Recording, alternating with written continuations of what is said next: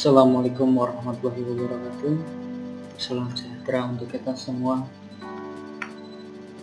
Kembali lagi di pertemuan kedua dalam mata pelajaran Bahasa Indonesia kelas 9. Pada pertemuan kali ini kita masih membahas tentang teks laporan percobaan.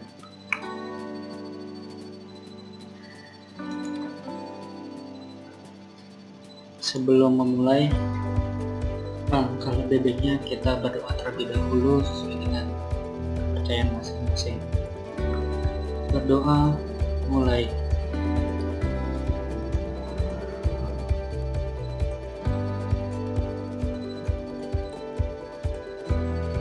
Selesai. Ya, baik. Hari ini kita membahas masih tentang teks laporan percobaan. Tujuan pembelajaran kita hari ini ada dua. Yang pertama, struktur teks laporan percobaan, dan yang kedua, kalian dapat mengidentifikasi ciri-ciri kebahasaan dari teks laporan percobaan.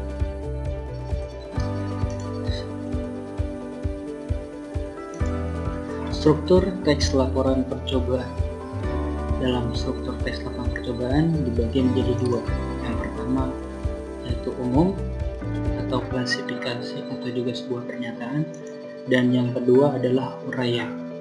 Untuk umum yaitu menentukan klasifikasi aspek dari sesuatu, bisa berupa hewan atau klasifikasi alam, tumbuhan atau yang lainnya yang dibahas secara umum. Nah, dalam hal ini berkaitan dengan pernyataan umum juga, hal-hal yang bersifat umum, pernyataan-pernyataan yang bersifat umum. Dan yang kedua adalah uraian. Uraian yaitu menggambarkan sesuatu yang dibahas secara rinci atau bagian per bagian, kebiasaan atau kebutuhan hidup makhluk hidup, dan penggunaan bahan dan alat, bisa perilaku alamiah dan hal-hal yang khusus. Jadi untuk uraian itu hal-hal yang menggambarkan dari apa yang dijelaskan secara umum. Nah, bisa bagian per bagian, bisa hal yang lebih rinci, bisa juga kebiasaan. Oke, sekarang kita lihat sebuah contoh. Di sini yang kita bahas adalah tentang kelelawar. Perhatikan contohnya. Kelelawar merupakan mamalia. Kelelawar satu-satunya mamalia yang dapat terbang. Ada lebih dari 1000 jenis kelelawar seperti kelelawar pampir, kelelawar telinga panjang, kelelawar ekor 3, dan kelelawar buah. Nah, paragraf tersebut termasuk ke dalam pernyataan umum karena berisi tentang klasifikasi. Mana yang klasifikasi? Nah, ini jenis dari kelelawar itu merupakan klasifikasi. Karena salah satu penjelasan tadi dalam pernyataan umum itu berupa klasifikasi. Selanjutnya uraian. Uraian ada beberapa hal. Yang pertama, kelelawar tampangnya mirip tikus. Saat terbang bersama, kelelawar seperti tikus terbang. Beberapa kelelawar makan darah, buah, ikan, dan kaktus. Kelelawar dapat mendengar dari jarak 1 km. Mereka jenis noktural. Kelelawar melihat dengan pupil mereka. Oleh sebab itu mereka membuka matanya lebar-lebar untuk melihat. Dan kelelawar memiliki bayi. Kelelawar mengisi anaknya selama setahun. Kelelawar biasanya memiliki 3 bayi. Nah, dalam uraian ini ada beberapa hal. Ada bagian-bagian tertentu. Satu, ada yang ngejelasin penampilan, ada yang menjelaskan tentang kebiasaan makan, ada yang menjelaskan tentang kapasitas dan perkembangbiakannya. Nah, oleh sebab itu dalam uraian ini dia lebih khusus. Ya, kita lanjut lagi. Selanjutnya adalah kaidah kebahasan teks laporan percobaan. Setiap teks itu memiliki kaidah tersendiri. Begitu juga dengan teks laporan percobaan. Ada beberapa. Kayak yang pertama, memperkenalkan aspek umum atau kelompok atau generik. Nah, dalam hal ini sangkut pautnya dengan klasifikasi.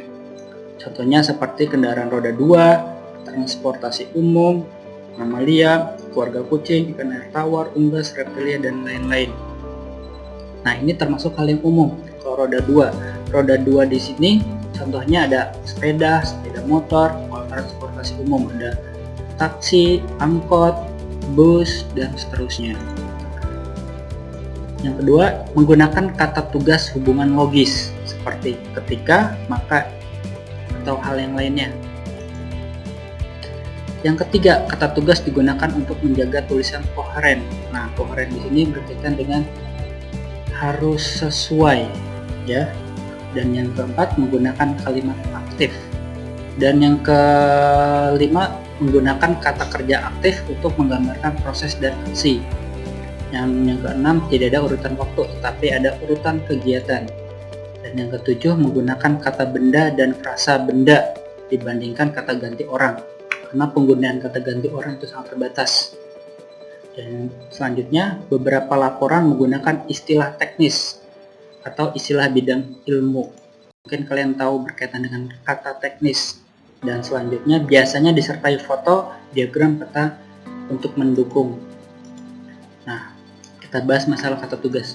Kata tugas itu salah satu jenis kata dalam bahasa Indonesia yang hanya mempunyai arti gramatikal atau dapat berubah sesuai konteksnya dan tidak mempunyai artikel leksikal atau arti tetap. Nah, kata tugas berarti dia butuh kata utama untuk disandingkan.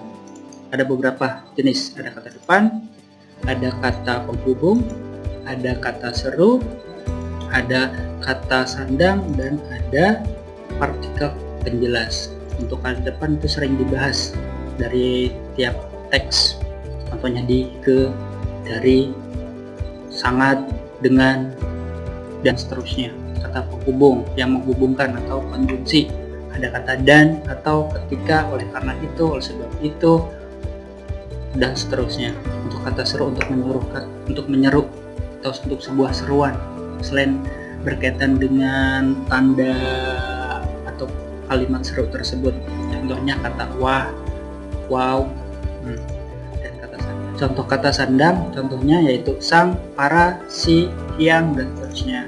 Dan untuk partikel penjelas biasanya ada tambahan kah, lah, pun, dan seterusnya. Nah, selanjutnya untuk frase. Frase itu berbeda dengan kata. Frase yaitu dia sebuah satuan yang terdiri dari dua kata atau lebih yang menduduki satu fungsi kalimat. Contohnya kayak gini. Dua orang mahasiswa itu sedang membaca buku di perpustakaan. Nah, di sini kita pisah-pisah. Dua orang mahasiswa itu sebagai subjek, sedang membaca sebagai predikat, buku sebagai objek, dan di perpustakaan keterangan tempat. Nah, kata subjek di sini dua orang mahasiswa baru itu termasuk frase. Dan di sini dia termasuk frase, bisa termasuk frase nomina karena berkaitan dengan sebuah benda. Nah, predikat juga bisa sama nih, sedang membaca, dia ada dua kata, ya, tetapi dalam satu fungsi. Nah, itu contoh-contohnya. Oke, kita bahas masalah contoh frase. Nah, di sini kalian lihat ada laporan tentang planet Venus. Ada contohnya juga, Venus adalah planet dalam sistem tata surya kita. Nah, frase dari kalimat tersebut itu pengertian planet Venus.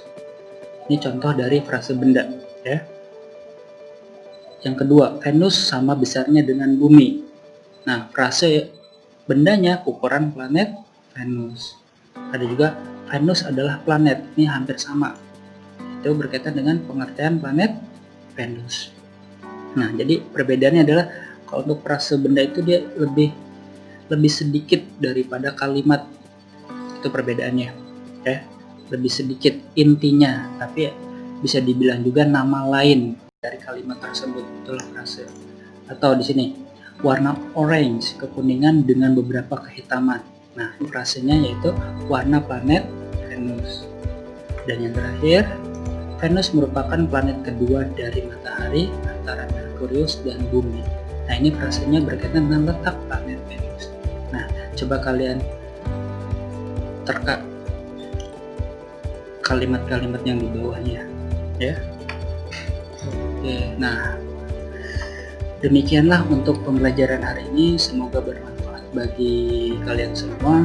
Kalau ada salah-salah pengucapan atau pelafalan, mohon maaf.